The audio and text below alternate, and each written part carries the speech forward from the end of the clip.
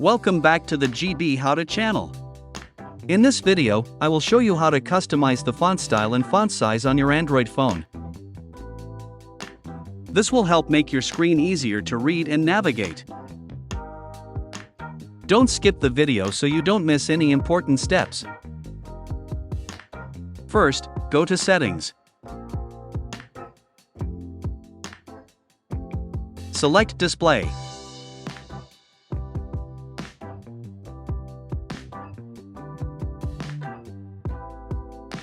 Tap on Font Size and Style.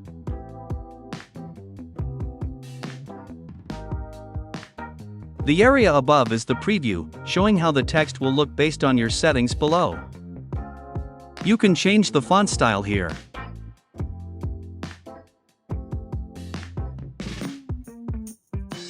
And you can adjust the font size in this section.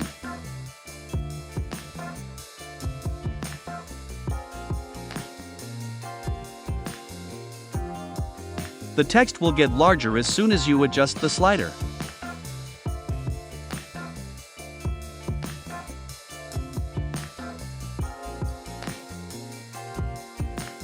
Don't forget to like and subscribe to the channel. Thanks for watching.